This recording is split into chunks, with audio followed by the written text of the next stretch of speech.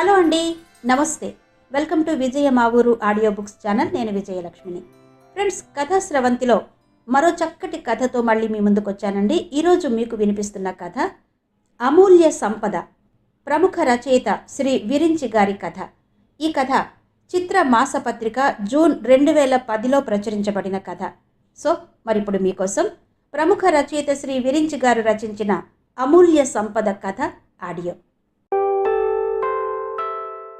జలపాతంలా ఉరకలు వేస్తూ, సెలయేరులా పరవళ్ళు తొక్కుతూ, కోడె దూడలా గంతులు వేస్తూ ఉత్సాహంగా ఉల్లాసంగా ఉండే ఐశ్వర్యను చూస్తే ఎవరికైనా ముచ్చటేస్తుంది.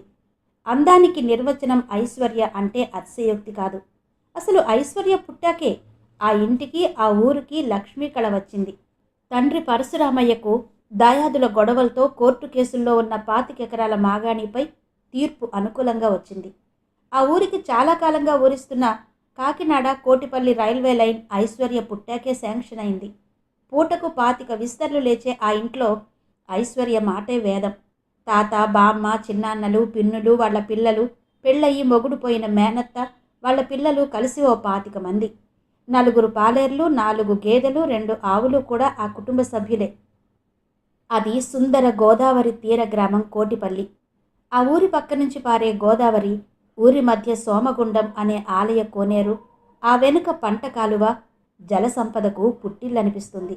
వేసవి సెలవుల్లో గోదావరి గట్ల మీద తిరగడం, గోదాట్లో ఈదడం, కొబ్బరి తోటల్లో ఆటలు ఒక్కటే హడావిడి.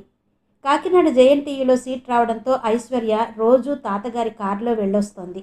అలా కాలేజీలో చేరిన కొత్తలోనే రఘు పరిచయం అయ్యాడు. ఆ పరిచయం స్నేహంగా, ఇష్టంగా రూపాంతరం చెందింది. రఘు అందగాడు, సంస్కారవంతుడు, సరస్వతి పుత్రుడు. ఐశ్వర్య ఎంక్వైరీలో రఘు సుందరం మాస్టర్ అనే స్కూల్ హెడ్ మాస్టర్ కొడుకని, తమ కులం వాడేనని తెలియగానే ఇష్టం ప్రేమగా మారింది. ఆ రోజుల్లో ఫైనల్ ఇయర్ ఎగ్జామ్స్ అయిపోవడంతో విడిపోక తప్పని పరిస్థితి వచ్చింది.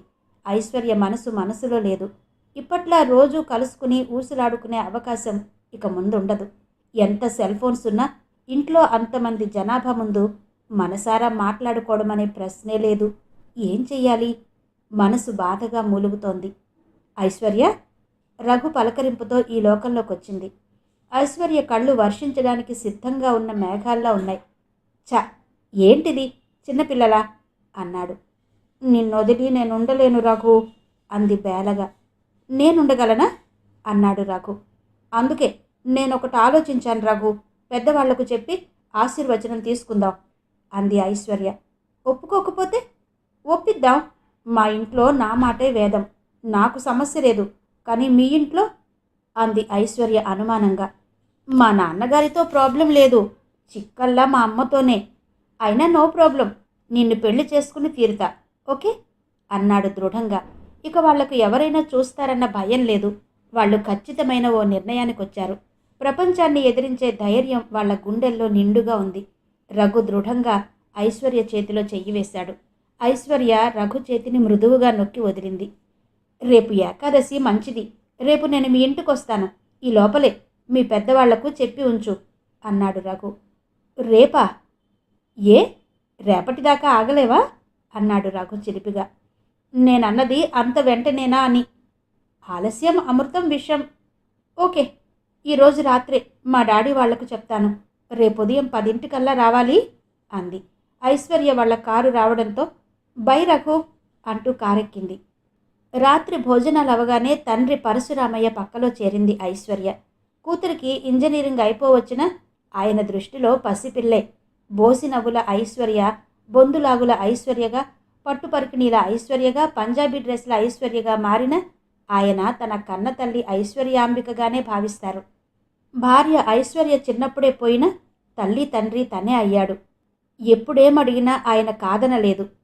నాన్న, ఒక విషయం అడుగుతాను, చెప్తావా? తండ్రి భుజాల మీద చేతిలేసి అడిగింది గారంగా. అడగరా అన్నాడాయన నవ్వుతూ.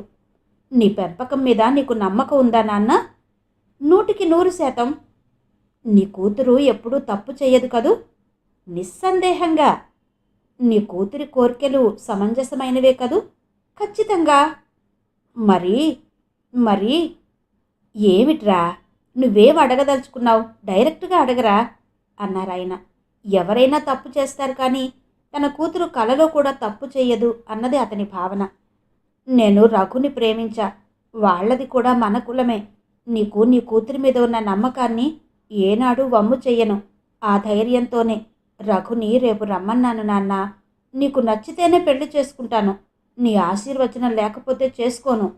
దృఢంగా నిశ్చలంగా సూటిగా చెప్పింది. ఐశ్వర్య సంగతి ఆయనకు బాగా తెలుసు. చిన్నప్పటినుంచి తన బంగారు తల్లి ఏనాడూ కోరరాని కోర్కె కోరలేదు. నీ నిర్ణయం మీద నాకు పూర్తి విశ్వాసం ఉంది. నువ్వు హాయిగా నిద్రపోరా అన్నారు పరశురామయ్య గారు. ఇంతలో గ్రామ పెద్దలెవరో వచ్చారని మండువాలోకి వెళ్ళడానికి లేచారు. థ్యాంక్ యూ నాన్నా, గుడ్ నైట్ అంది ఐశ్వర్య ఆనందంగా. Good night. ఆ రాత్రి అన్నీ సుందర స్వప్నాలే. మర్నాడు తొలికోడి కూయకముందే, ఇంటిల్లిపాది లేవకముందే ఐశ్వర్య నిద్రలేచింది. అసలు నిజానికి రాత్రి నిద్రపోతే కదా మనస్సులోనే మనువాడింది. పంచరంగుల కలలు కంది. మధుర ఊహలకు జోలపాడింది. తలంటు స్నానం చేసి తనకిష్టమైన పాలపిట్ట రంగు పట్టుపరికిని, బుట్ట చేతుల జాకెట్టు ఓణి వేసుకుని జడగంటలు పెట్టుకుని అచ్చు బాపు బొమ్మలా తయారైంది. ఉదయం 6 గంటలకే వీధి గుమ్మంలోకొచ్చి పదే పదే ఎదురు చూస్తోంది. ఇంట్లో అందరికీ ఈ విషయం తెలియడంతో ఇంట్లో పెళ్లి వాతావరణం వచ్చేసింది. రఘు సరిగ్గా 10 గంటలకే ఐశ్వర్య ఇంటి ముందు బైక్ దిగాడు.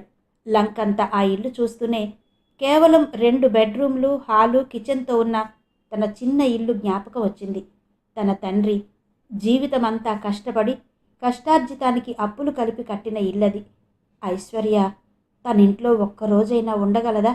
పట్టుపరుపుల మీద పడుకునే ఐశ్వర్యకు తను అన్యాయం చేస్తున్నాడా? ఈ ఆలోచన రాగానే అప్రయత్నంగా ఓ అడుగు వెనక్కి వేశాడు. Hi Raghu, welcome welcome. Aishwarya కేకతో ఉలిక్కి పడ్డాడు. మొహాన నవ్వు పులుముకుని హాయ్ అంటూ గేటు తీసుకుని లోపలికి ప్రవేశించాడు. రఘు గేటు తీయగానే ఇంటిల్లిపాదికి తెలిసిపోయి అందరూ హాల్లోకి వచ్చేశారు.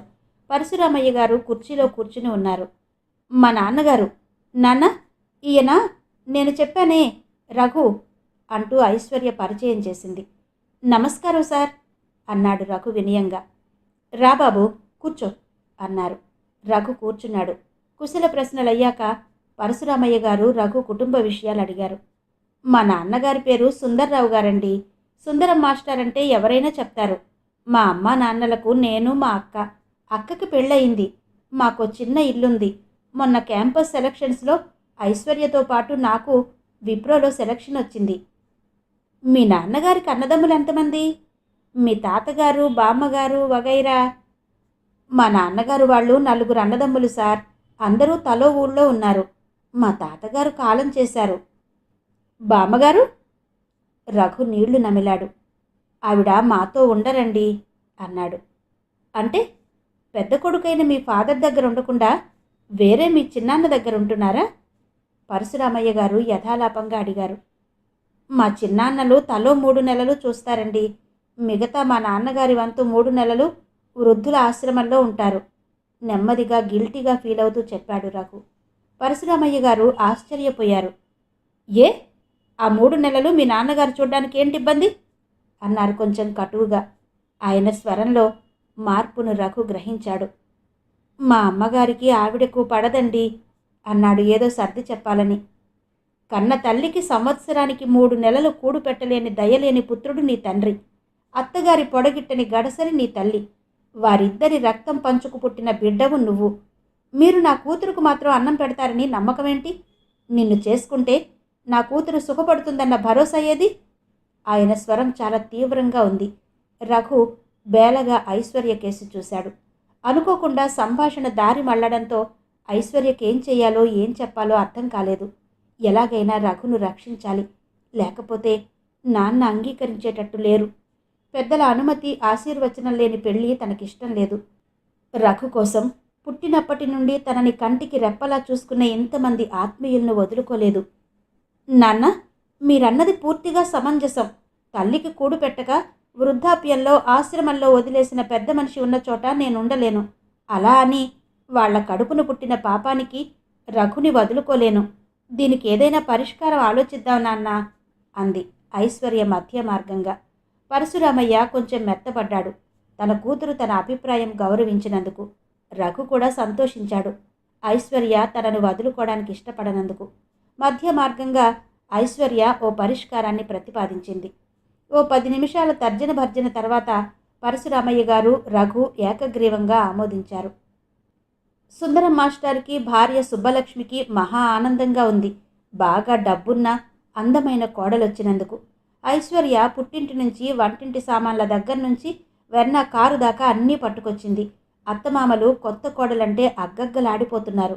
పూటకు 25 విస్తర్లు లేచిన ఇంట్లో నుంచి వచ్చిన ఐశ్వర్యకు కేవలం తమ 2 జంటలే భోజనానికి కూర్చోవడం ఏమాత్రం నచ్చలేదు. తాతయ్యలు, బామ్మలు, అమ్మమ్మలు, పిల్లలు లేని ఇంట్లో శ్మశాన ప్రశాంతత తాండవిస్తోంది. ఇంట్లో వాతావరణం అన్నీ ఉన్నా ఏదీ లేనట్టుగా ఉంది.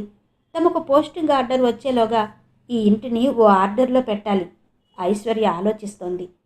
రేపు శనివారం నా బర్త్డే అత్తయ్య గారు. ప్రతి బర్త్డే వినూత్నంగా జరుపుకోవడం నాకు అలవాటు. మామూలుగా అందరినీ పిలవడం, కేక్ కోయడం, స్వీట్స్ పంచడం చెయ్యను. నలుగురు అన్నార్తులను ఆదుకోవడమో, అనాథలకు ఆశ్రయం కల్పించడమో, మానసిక వికలాంగులు అందుల దగ్గర కూర్చుని కబుర్లు చెప్పి మనకు తోచిన సహాయం చేయడం లాంటివి చేస్తాను. ఈసారి ఏం చెయ్యాలా అని ఆలోచిస్తున్నా. మీ సలహా ఏంటి అత్తయ్య గారు? అంది ఐశ్వర్య. ఏ వృద్ధుల ఆశ్రమానికో వెళ్ళి వాళ్ళందరికీ భోజనాలు పెడదాం, పళ్ళు పంచుదాం అన్నాడు రఘు. Wonderful idea. చూసారా మావయ్య, మీ అబ్బాయి ఎంత సంస్కారవంతులో. ఇటువంటి బిడ్డను కన్న మీరు ఎంత అదృష్టవంతులు మావయ్య అంది. అవునమ్మా అన్నాడు సుందరం మాస్టారు. అన్నారే గాని వృద్ధుల ఆశ్రమం అనగానే గుండెల్లో ఎక్కడో కలుక్కుమంది. అవును మావయ్య, ఈ రోజుల్లో కన్నవాళ్ళు పిల్లలకి భారమైపోయారు. ఈరోజు వాళ్ళని నిర్లక్ష్యం చేస్తే రేపు కావాలంటే వస్తారా? వృద్ధులు ఇంట్లో తిరుగుతుంటే వాళ్ళ అనుభవాలతో చెప్పే సలహాలు పాటిస్తుంటే ఎంత హాయి. వాళ్ళ అభిమానం వెలకట్టలేనిది. వృద్ధులు లేని ఇల్లు జీవం లేని శరీరం లాంటిది.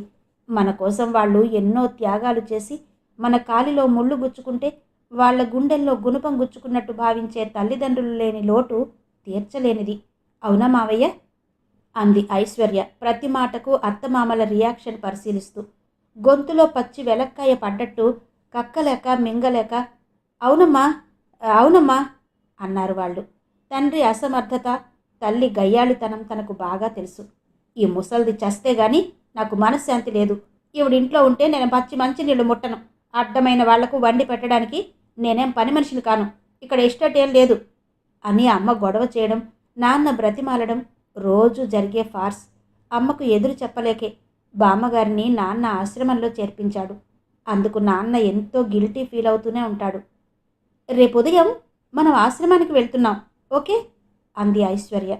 సుబ్బలక్ష్మికి ఏమాత్రం ఇష్టం లేదు. డబ్బున్న కోడలికి ఎదురు చెప్పే ధైర్యం చేయలేదు. ఉదయాన్నే తలంటు పోసుకుని పూజా కార్యక్రమాలు ముగించి కొత్త బట్టలు కట్టుకుని భర్తకు, అత్తమామల పాదాలకు నమస్కరించింది ఐశ్వర్య. రఘు అర్ధరాత్రే హ్యాపీ బర్త్డే చెప్పేశాడు. హ్యాపీ బర్త్డే అమ్మా అన్నారు సుందరం గారు. థ్యాంక్ యూ మామయ్య అంది ఐశ్వర్య నవ్వుతూ. కారులో రఘు డ్రైవింగ్ సీట్లో కూర్చుంటే ఐశ్వర్య పక్కనే కూర్చుంది. సుందరం గారు, సుబ్బలక్ష్మి వెనక సీట్లో కూర్చున్నారు. ఆశ్రమం దగ్గరకు వస్తున్న కొద్దీ సుందరం మాస్టార్కి గుండెలు పిండుతున్నట్టుగా ఉంది. సుబ్బలక్ష్మికి కుషన్ సీట్ల మీద ముళ్ళు పరిచినట్టుగా ఉంది. ఆశ్రమంలో కారు ఆగగానే ఆశ్రమ మేనేజర్ నారాయణరావు గారు కారు దగ్గరకు వచ్చారు. నమస్కారం నారాయణరావు గారు అంది ఐశ్వర్య. పుట్టినరోజు శుభాకాంక్షలమ్మా అన్నాడాయన. థ్యాంక్ యూ అంది ఐశ్వర్య. అప్పటికే రఘు ముందుగా అన్ని ఏర్పాట్లు చేశాడు. పెద్ద బోర్డు మీద శ్రీమతి ఐశ్వర్య రఘుకు పుట్టినరోజు శుభాకాంక్షలు అని, ఈరోజు ఆశ్రమవాసులకు విందు భోజనం ఏర్పాటు చేసింది శ్రీమతి ఐశ్వర్య రఘు అని రాసి ఉంది. మేమిక్కడ ఆఫీస్లో కూర్చుంటాం, మీరిద్దరూ లోపలికి వెళ్ళి రండమ్మా అన్నారు సుందరం గారు. అయ్యో, మీరు వెంట లేకుండా ఎలా అత్తయ్యా? మీరు నా పక్కన ఎప్పుడూ ఉండాల్సిందే. సాటి మనుషుల బాధలు మనకు తెలియాలంటే అప్పుడప్పుడు ఇలా ఆశ్రమానికి వస్తుండాలి. మనలాంటి వాళ్ళు వచ్చి వాళ్లలో మన అమ్మా నాన్నలను చూసుకుంటూ అభిమానంగా పలకరిస్తే వాళ్ళు కూడా మనలో వాళ్ళ పిల్లల్ని చూసుకుని ఆనందిస్తారు. ఆ వయసులో వాళ్ళకి అంతకంటే ఏం కావాలి మామయ్య అంది ఐశ్వర్య. అవునమ్మా అవును అన్నారు సుందరం గారు. ఆ ఆశ్రమంలో ఓ 50 మంది దాకా వృద్ధులున్నారు. ఐశ్వర్య ఒక్కొక్కళ్ళకి నమస్కరించి అందరికీ పళ్ళు, స్వీట్స్ ఇస్తోంది. వాళ్ళందరూ నిండు మనస్సుతో ఆశీర్వదిస్తున్నారు. సుందరం గారు ఐశ్వర్య రఘు కూడా నడుస్తున్నాడే గాని గుండె దడగా ఉంది. చూడలేనిది చూడవలసి వస్తుందేమోనని. ఐశ్వర్య నడుస్తున్నదల్లా రఘు సౌజ్ఞ చేయడంతో ఓ చోట ఆగిపోయింది. ఓ ముసలావిడ 80 ఏళ్లుంటాయి. లేవలేక లేవలేక లేస్తూ గదిలోనే దేకుతోంది. ఐశ్వర్య ఆమెను లేపి మంచం మీద కూర్చోబెట్టింది. బామ్మగారు, నమస్తే. ఈరోజు నా పుట్టినరోజు. నన్ను ఆశీర్వదించండి అని స్వీట్లు పళ్ళు ఆవిడ చేతిలో పెట్టి కాళ్లకు నమస్కరించింది. ఆమె తడబడుతున్న మాటలతో, వణుకుతున్న చేతులతో నీరసంగా దీర్ఘాయుష్మాన్ భవ అంది. బామ్మగారు, మీకెవరూ లేరా అంది. అక్కడ వ్యక్తిగత విషయాలు అడగకూడదనే విషయం ఐశ్వర్యకు తెలుసు. లేకేమమ్మా, 4 రత్నాల్లాంటి బిడ్డలున్నారు అంది. మరి మీరిక్కడున్నారే? రత్నాల్లాంటి బిడ్డలను కన్నాను గాని వాళ్లకు బంగారం లాంటి బుద్ధి లేదే అందామె. ఆమెకు చూపు అనట్లేదు. మాట కూడా గట్టిగా మాట్లాడితే గాని వినపడదు. మీరు నాకు కూడా వస్తారా? మిమ్మల్ని పువ్వుల్లో పెట్టి చూసుకుంటాను. నవమాసాలు మోసి కన్న నా బిడ్డలకే దయలేదు. నీకెందుకమ్మా ఈ ముసల్దాని భారం? సుందరం గారి కళ్ళలో నీళ్లు తిరుగుతున్నాయి. సుబ్బలక్ష్మి అసౌకర్యంగా దిక్కులు చూస్తోంది. మావయ్య, ఈ బామ్మగారిని దత్తత తీసుకుందాం అనుకుంటున్నాను. మీకేమైనా అభ్యంతరమా అంది ఐశ్వర్య. ఆయన సుబ్బలక్ష్మి కేసి చూశారు. మనకెందుకమ్మా ఈ తలకాయ నొప్పి? రోజు ఎవరు చేయగలరు చాకిరి? సంవత్సరానికి ఒకసారి ఇలా ఏ స్వీట్సో పళ్ళు పలహారాలో ఇస్తే సరిపోదా అంది సుబ్బలక్ష్మి. అందరూ అలా అనుకుంటే వృద్ధులంతా ఏమైపోవాలి అత్తయ్య? రేపొద్దున మీ కొడుకు కూడా అలాగే అనుకుంటే, అదే అడుగుజాడల్లో రేపు నా కొడుకు నడిస్తే? వృద్ధులు వ్యర్థులు కారత్తయ్యా. మన వారసత్వ ఆస్తులు, అమూల్య సంపదలు. మన పిల్లలకు ఏది మంచో ఏది చెడో చెప్పే చిన్నయ్య సూరులు. ఈనాడు మన ఇంట్లో ఈ వృద్ధులు లేక రామాయణం భారతం చెప్పేవాళ్ళు లేరు. సుమతి దాశరథి శతకాలు చెప్పేవాళ్ళు లేరు. భయమేస్తే ఆంజనేయ దండకం చదివేవాళ్ళు, ఉరుములు పిడుగులు వస్తే అర్జున ఫల్గుణ అనేవాళ్ళు, ఆప్యాయతల్ని పంచేవాళ్ళు, అనుభవాల్ని పంచేవాళ్ళు లేరు. They are missing a lot అంది ఐశ్వర్య భావోద్వేగాన్ని కంట్రోల్ చేసుకుంటూ. రేపొద్దున్న మీ కొడుకు కూడా మీలాగే అనుకుంటే అనే మాట సుబ్బలక్ష్మికి తగలవలసిన చోటే తగిలింది. మళ్ళీ మాట్లాడలేదు. ఆమెను చూసే బాధ్యత నాది. నేను చేస్తాను సేవ. చాకిరీగా ఏనాడూ భావించను. మా ఇంట్లో మా తాతయ్య, బామ్మ, మామయ్యలు, పెదనాన్నలు 6 వృద్ధులున్నారు. వాళ్లను ఏనాడూ భారంగా భావించలేదు. వాళ్లకు సేవ చేయడం మా అదృష్టంగా భావించాం. మా ఇంట్లో మాకు అలవాటే. ఈమెను తీసుకెళ్తే మీరు ఆనందిస్తారనే భావిస్తున్నా మామయ్య అంది ఐశ్వర్య. సుందరం గారు తలంచుకుని నించున్నారు. కళ్ళలో నీళ్లు సుడులు తిరుగుతున్నాయి. తనెంత నికృష్టుడో అర్థమైంది. అమ్మా, నువ్వు కేవలం మా కోడలివే కాదు, మా ఇంటి దేవతవి. నా కళ్ళు తెరిపించిన జ్ఞానప్రదాతవి. వయస్సుకు మించిన మంచితనం నీ సొత్తు. మూర్తిభవించిన సంస్కారానివి. ఈమె నన్ను నవమాసాలు మోసి కనిపెంచిన తల్లి. ఆమెని ఈ దుస్థితికి నెట్టిన దౌర్భాగ్యుణ్ణి నేనే అన్నారు. పశ్చాత్తాపంతో ఆయన మనస్సు దహించుకుపోతోంది. మరో మాట మామయ్య, ఈ వయస్సులో ఈమెను 3 నెలలకోసారి ఊరూరా తిప్పడం కూడా అన్యాయం. ఎప్పుడూ మన దగ్గరే ఉంచుకుందాం. ఐశ్వర్యపాటి సంస్కారం తనకెందుకు లేదా అనిపించింది సుందరం గారికి. సుందరం గారు తల్లి కాళ్ల మీద పడ్డారు. ఒక్క కంటి చుక్క ఆ వృద్ధురాలి పాదం మీద పడగానే ఆ మాతృమూర్తి అప్పటిదాకా తాను పడ్డ కష్టాల్ని మరిచి కొడుకు తల నిమిరింది. రఘు బామ్మగారిని తీసుకెళ్లడానికి అన్ని ఫార్మాలిటీస్ పూర్తి చేశాడు. ఈసారి బామ్మగారు దర్జాగా ముందు సీట్లో మనవడి పక్కన కూర్చున్నారు. ఇక సుబ్బలక్ష్మి లాంటి వాళ్ళు మారక తప్పదు. చూశారు కదండి, ఒక కోడలి దాష్టీకంతో బామ్మ వృద్ధాశ్రమానికి చేరితే మరో కోడలి దయతో ఇంటికి చేరింది అదే బామ్మ. అమూల్య సంపద శ్రీ విరించి గారి కథను విన్నారు కదా. మరి యథాప్రకారం ఈ కథ మీద, ఆడియో మీద మీ కమెంట్స్ నాకు తప్పకుండా తెలియజేస్తారు కదూ. మరో చక్కటి కథతో మళ్ళీ మీ ముందుకు వస్తాను. అంతవరకు సెలవు. నమస్తే.